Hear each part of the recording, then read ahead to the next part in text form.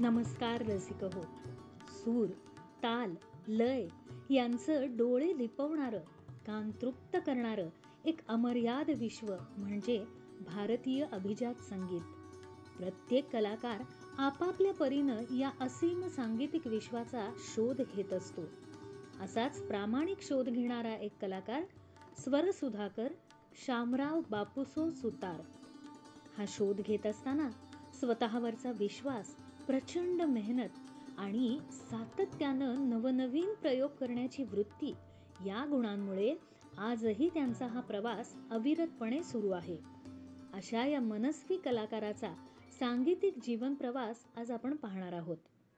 गुरुजन की कृपा मोपे, गुरुजन की कृपा मोपे, गुरुजन की कृपा मोपे, नित पाऊ ज्ञान किरण, नित पाऊ ज्ञान किरण, नित पाऊ ज्ञान किरण, जानो आवनाद भेद, जानो आवनाद भेद, गुरुजन की कृपा मोपे, गुरुजन की. महाराष्ट्र आणि कर्नाटकाच्या सीमेवरचं एक छोटंसं गाव सुळकूड. या गावात श्री बापूसो सुतार आणि श्रीमती श्रीमाबाई यांची एकूण 9 अपत्य, 5 मुलं आणि 4 मुली. त्यांच्यापैकीच एक म्हणजे 1 जून 1953 या दिवशी जन्मलेला श्याम. मंडळी, ज्याच्या नावातच श्याम आहे त्याचं संगीताशी नातं जुळणं हे आपोआपच आलं नाही का? त्यांच्या घरचा मूळचा व्यवसाय सुतार कामाचा, पण त्यांचं संपूर्ण घरच संगीताच्या आनंदात न्हात होतं. श्यामचे मोठे भाऊ श्री कृष्णा हे उत्तम हार्मोनियम वादक आणि गायक, तर कैलासवासी मधुकर हे तबला वादक. धाकटे भाऊ आप्पासाहेब आणि शिवाजी उत्तम गायक. तीच गोष्ट 4ही बहिणींची. भजन गायिका आणि राष्ट्रीय स्तरावर ज्यांना उत्कृष्ट ग्रामकवयित्री या पुरस्कारानं सन्मानित केलं गेलं आहे, त्या श्रीमती शकुंतला लोहार या श्यामच्या धाकट्या भगिनी. रसिक हो, सुतार कामाची कारागिरी करणारं कुटुंब असं म्हणण्यापेक्षा शब्दांची, सुरांची, संगीताची कारागिरी करणाऱ्या कुटुंबात श्यामची जडणघडण होत होती असं म्हटलं तर चुकीचं ठरणार नाही. असा हा श्याम ज्या गावी काम असेल तिथे मोठ्या भावांसोबत जाई. कालांतरानं व्यवसायासाठी मोठे बंधू कृष्णा आणि मधुकर यांच्याबरोबर श्यामचं वयाच्या 17व्या-18व्या वर्षी या कलेच्या नगरीत म्हणजे कोल्हापूरमध्ये प्रवेश झाला. त्यांनी एक खोली भाड्यानं घेतली. स्वयंपाकही ते स्वतःच बनवत असत. याच दरम्यान श्री कोंडिबा सुतार आणि बाळाबाई यांची कन्या शांता हिच्याशी त्यांची भेट झाली. नावाप्रमाणेच शांत, मनमिळाऊ, सगळ्यांची काळजी घेणारी शांता सहचारिणी म्हणून श्यामच्या आयुष्यात आली आणि त्यांच्या आयुष्याला एक बहार आली. श्याम कोल्हापूरमध्ये श्री शाहू मिल इथं नोकरी करू लागला. घरच्या बेताच्या परिस्थितीत श्याम आणि शांताच्या आयुष्यात आनंद घेऊन आला तो विजय. या पहिल्या अपत्याचा जन्म झाला, पण जन्माच्या 7व्या दिवशीच छोट्या विजयच्या पायाला गँग्रीन झालं.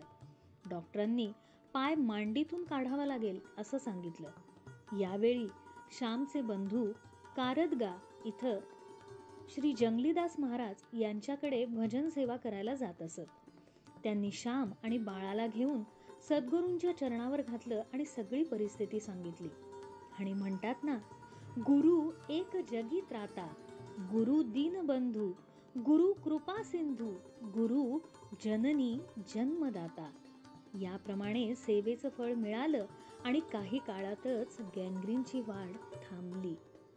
आपली विनवणी श्री सद्गुरू जंगली महाराजांनी ऐकली आणि छोट्या विजयचं रक्षण केलं. या विचारानं श्यामच्या मोठ्या बंधूंना मोठं कृतार्थ वाटलं. महाराजांनी एक जीव वाचवला आहे, तर आता मलाही माझं कर्तव्य करायला हवं असं श्री कृष्णा यांच्या मनाने घेतलं आणि तेव्हापासून त्यांनी संन्यास घेतला. त्यांनाच आपण परमपूज्य श्री धर्मानंद महाराज म्हणून ओळखतो.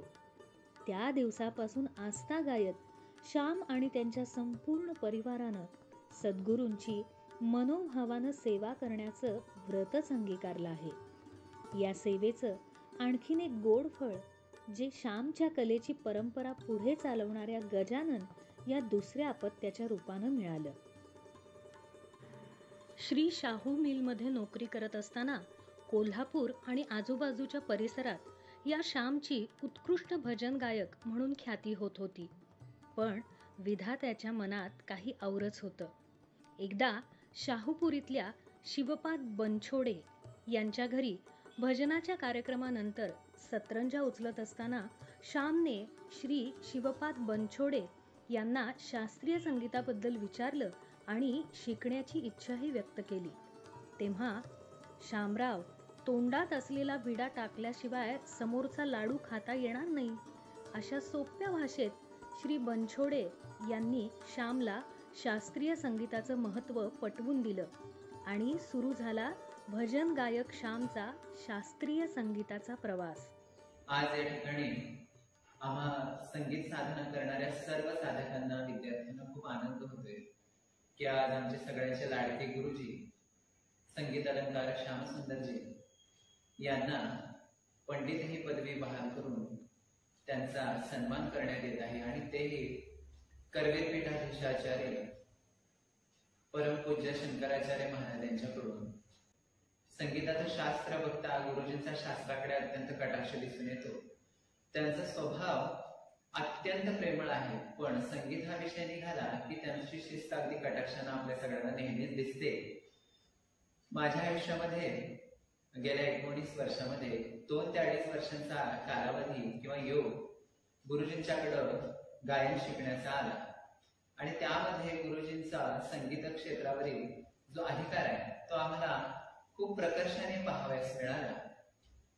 भलेही ते शास्त्रीय संगीत असो, त्याच्याबद्दल त्याचं शास्त्र असो, म्हणजे ज्याला संगीतिक क्षेत्रात आपण वेगवेगळ्या व्याख्या देतो की वाग्यकार, पंडित, रागनाट्य सादर करणं किंवा गानऋषी, अशा सर्व सांगीतिक अवस्थांमध्ये गुरुजी अगदी सहजपणे लीलया बसतात.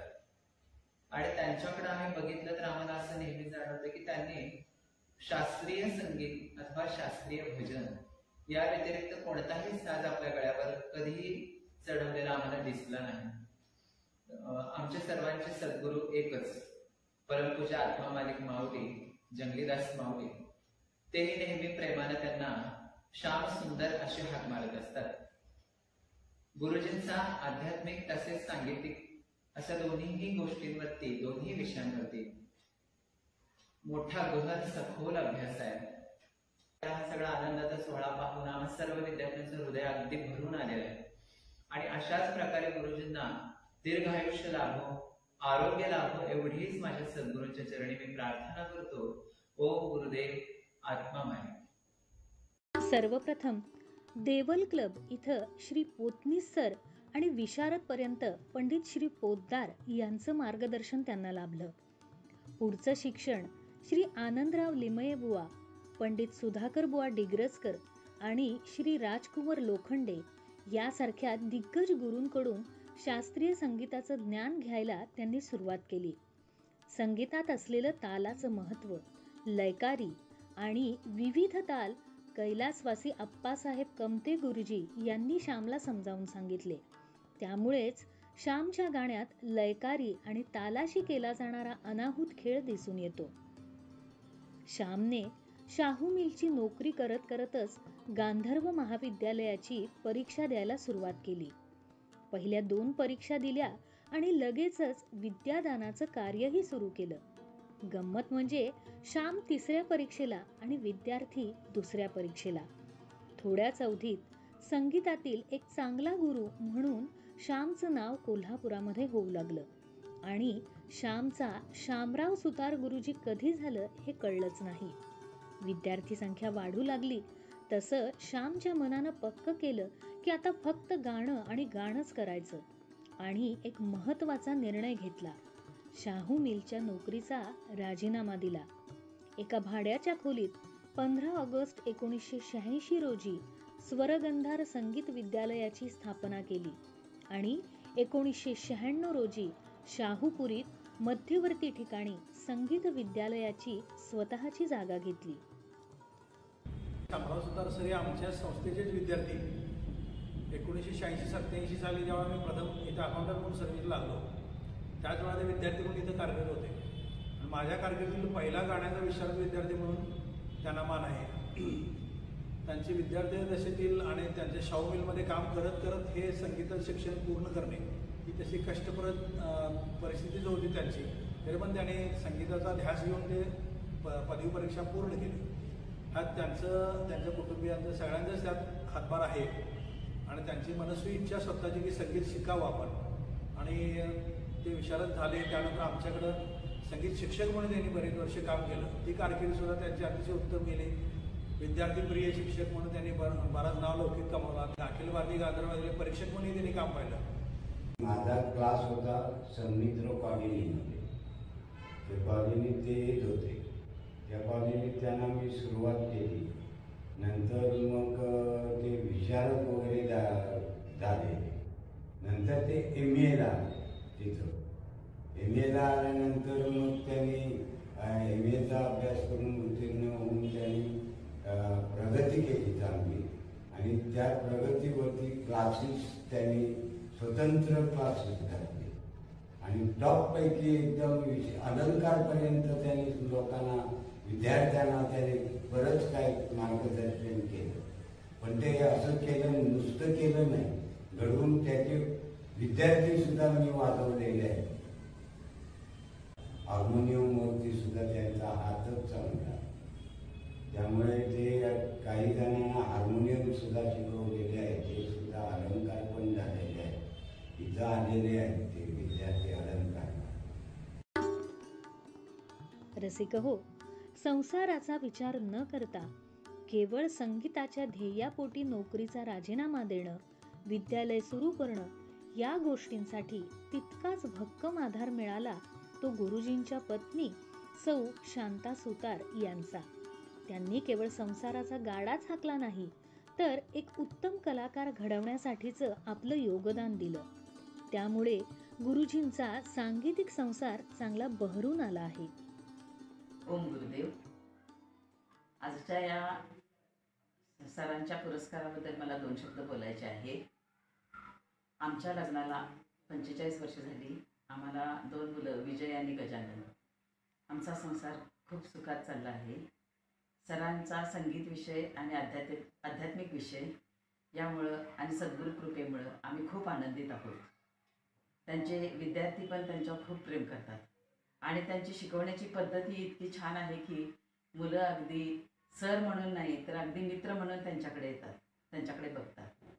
अशा या वातावरणात मी सुद्धा त्यांच्या इतकी रंगून गेले की मला सुद्धा संगीत विषयाची आणि आध्यात्मिक विषयाची आवड निर्माण झाली आणि त्यामुळे आमचा संसार खूप सुखाचा चाललेला आहे आणि असंच इथून पुढेही चालत राहावं, आमचं जीवन सुखी व्हावं आणि सरांना पुढच्या आयुष्यात असंच आनंदी जीवन जगता यावं अशी परमेश्वर चरणी मी प्रार्थना करते. शामराव गुरुजींनी 1992 साली विशारद ही पदवी प्राप्त केली. पण त्यांच्यातली ज्ञानाची लालसा त्यांना स्वस्थ बसू देईना. म्हणूनच संगीतामध्ये MA करण्याच्या उद्देशानं त्यांनी श्री शिवाजी विद्यापीठ कोल्हापूर इथं संगीत आणि नाट्यशास्त्र विभागाच्या प्रमुख डॉक्टर सौ भारती वैशंपायन यांची भेट घेतली. पण त्यांचं शालेय शिक्षण 7वी पर्यंतच झालेलं असल्यामुळे MA साठी असमर्थता दर्शवली. MA साठी किमान 10वी पास हवं ही गोष्ट गुरुजींनी मनावर घेतली आणि वयाच्या 42व्या वर्षी कर्नाटक बोर्डातून 10वीची परीक्षा दिली आणि चांगल्या गुणांनी उत्तीर्ण होऊन MA साठी प्रवेश मिळवला. 1996 साली डॉक्टर सौ भारती वैशंपायन यांच्या मार्गदर्शनाखाली गुरुजींनी MA केलं. तर 2000 साली गांधर्व महाविद्यालयाची संगीत अलंकार ही पदवी त्यांनी प्राप्त केली. मंडळी, इथं अजून एक गोष्ट आवर्जून सांगायला हवी की अलंकार प्रथम परीक्षेसाठीच्या 80% बंदिशी या गुरुजींनी स्वतः बांधलेल्या आहेत. त्याला दाद म्हणूनच की काय, त्यावेळचे परीक्षक श्री श्याम गुंजकर यांनी गुरुजींकडे त्यांच्या या बंदिशी मागितल्या आणि गुरुजींनीही मोठ्या मनाने त्या देऊन टाकल्या. शामरावजी आणि माझा परिचय सुमारे 40 वर्षाहून अधिक काळाचा. त्यांची प्रथम ओळख माझी शिवपाल बनसोडे यांच्या घरात झाली आणि शिवपालांच्याकडं ते भजनाच्या निमित्ताने यायचे. त्यांनी आपला नंतर व्यासंग एवढा वाढवला की नंतर त्यांनी शिवाजी युनिव्हर्सिटीमध्ये डिप्लोमा केला, MA केलं. हे भजनापासून त्यांना क्लासिकलची नंतर आवड इतकी निर्माण झाली की त्यांनी पूर्ण काळ संगीतालाच वाहून घ्यायचं ठरवलं आणि त्यानुसार गेलं मला वाटते 30-35 वर्षाहून अधिक काळ ते संगीतात रमलेले आहेत. विद्यादानाचं कार्य करतायत आणि अतिशय निष्ठेनं करतायत ते आणि अगदी विद्यार्थी प्रिय गुरु असे आहेत. आणि हे संगीताचं हे त्यांनी घेतलेलं व्रत त्यांचं असंच चालू राहावं. शामरावजींना मी जवळपास गेली 30 ते 35 वर्ष ओळखतो. सफेद पांढरा निर्शर्ट आणि विजाड हाच त्यांचा कायमचा ड्रेस. आणि ज्यावेळेला ते विद्यापीठात शिकायला लागलो होतो भारती वैशंपायन किंवा माझे वडील पंडित सुधाकर बोर्डीकर, शाहूलीचा चढ ते कम्प्लीट सायकलवरून जात असत. एक गुरुजनांच्या बद्दल असणारा त्यांचा आदरभाव, त्यांची निष्ठा याला तर खरोखर तोड नाही असं मला वाटतं. कोल्हापुरातलं सांगीतिक वातावरण सतत ताजंतवानं ठेवणं ही फार मोठी कामगिरी शामरावांनी केलेली आहे असं मला वाटतंय. की मध्यमवर्गीयांच्यापर्यंत घरातल्या स्त्रिया असू देत, मुलं असू देत किंवा क्लासिकल शिकणारे थोडेफार हायर एज्युकेशनचे विद्यार्थी असू देत, त्यांनी कधी कोणाला नाही म्हटलं नाही. गुरुजींनी कुणाचीही नक्कल न करता स्वतःची अशी एक गाण्याची ओळख निर्माण केली. शामराव गुरुजींनी आतापर्यंत भजन आणि शास्त्रीय संगीत या व्यतिरिक्त इतर कोणताही गायन प्रकार गायलेला नाही हे विशेष. याचा अर्थ इतर गायन प्रकार कमी प्रतीचे आहेत असा नाही, पण त्यांचं स्वतःचं मन सदैव भक्ती आणि अध्यात्माशी निगडीत असलेल्या बंदिशींमध्येच जास्त रमतं. म्हणूनच की काय, गुरुजींनी अनेक प्रचलित आणि अनवट रागांमध्ये अनेक आध्यात्मिक बंदिशी बांधल्या आहेत. त्यांनी स्वतः रचलेल्या बंदिशींचा मधुकट हा संग्रह जयपूर अत्रौली घराण्याचे खलिफा उस्ताद अजिजुद्दीन खां साहेब यांच्या हस्ते प्रकाशित करण्यात आला आहे. त्याचबरोबर अबीर गुलाल आणि शेगावच्या श्री गजानन महाराजांवर लिहिलेली भजनंही पुस्तक रूपात रसिकांच्या भेटीस आलेली आहेत. त्याचसोबत जंगलीदास माऊलींवरील श्लोक तर अनेक पारंपरिक हिंदी आणि मराठी अशा अभंगांना चालीही त्यांनी लावल्या आहेत. गुरुजींनी स्वतः लिहिलेल्या भजनांची संख्या जवळपास 4000 इतकी आहे. त्यांचा आध्यात्मिक व्यासंग दखल घेण्यासारखा आहे. अध्यात्मातल्या वेगवेगळ्या विषयावर जवळजवळ 30च्या वर लेख, 9 काव्यसंग्रह आणि 7000 श्लोक त्यांनी रचले आहेत. आत्माराम हा समर्थ रामदास स्वामींचा एक उत्कृष्ट ग्रंथ. 183 ओव्या या ग्रंथामध्ये समाविष्ट आहेत. त्या मूळ ओव्यांवर आधारित 2000 ओव्या आणि त्यांचा अर्थ अशी रचना शामराव गुरुजींनी केली आहे. तसंच अष्टवक्र गीता हा एक महत्वाचा पण त्या मानानं दुर्लक्षित असा आध्यात्मिक ग्रंथ. या ग्रंथावरही 700 ओव्यांची रचना शामराव गुरुजींनी केली आहे. नमस्कार. उस्ताद हाजी बाबासाहेब मिरजकर यांची मी कन्या हेमसुवर्णा मिरजकर. माझे बाबासाहेब मिरजकर हे उत्कृष्ट तबलावादक होते आणि उत्कृष्ट डान्सरही होते. त्यांच्याकडेच माझं नृत्याचं शिक्षण झालं. ज्याप्रमाणे माझ्या बाबांनी गुरुकुल पद्धतीचं शिक्षण दिलं आणि संगीताचं शिक्षण देता देता त्यांच्या अध्यात्माशी जोड होती, तशीच जोड मला गुरुवर्य शामराव सुतार यांच्यात दिसून आली. अतिशय शांत, मनमिळाऊ आणि उत्साही असा स्वभाव असलेले हे गुरुवर्य शामराव सुतार हे अतिशय उत्कृष्ट गुरुच होऊ शकतात. आणि त्यांना हे उत्कृष्टपैकी माहिती आहे की समोरच्या शिष्याला आपलंसं कसं करून घ्यायचं.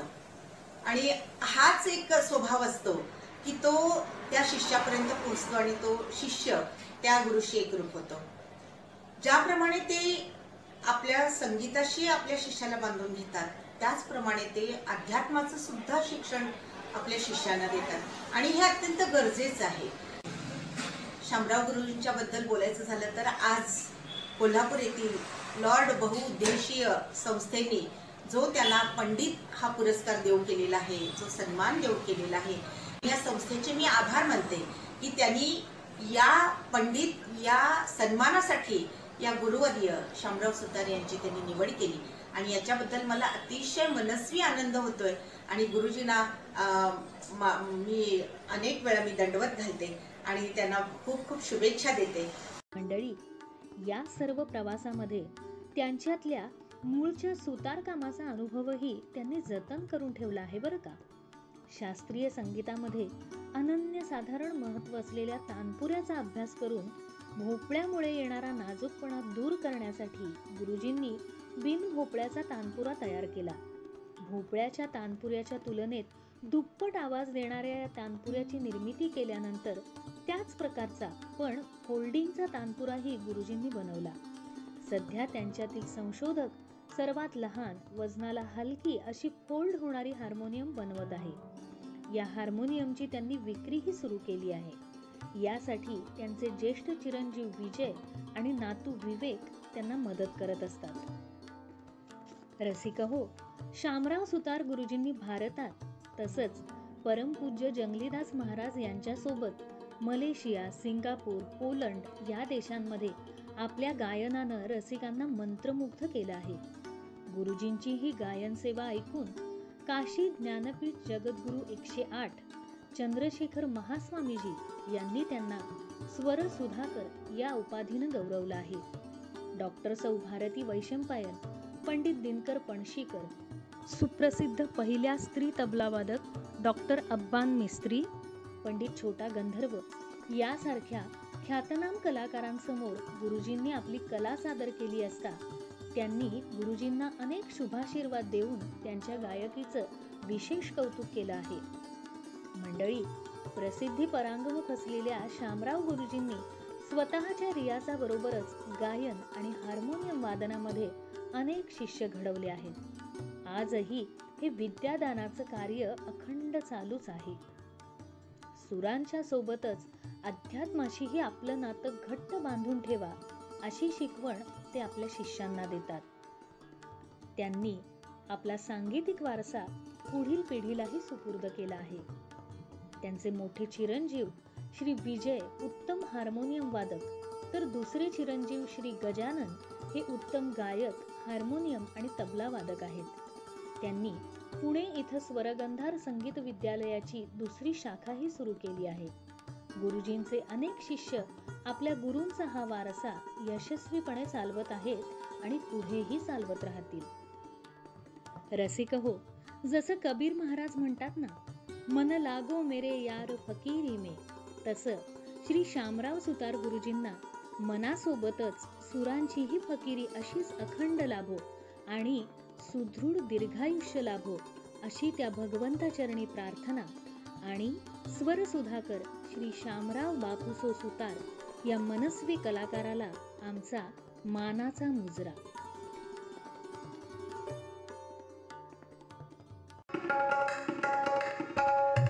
आखिर यह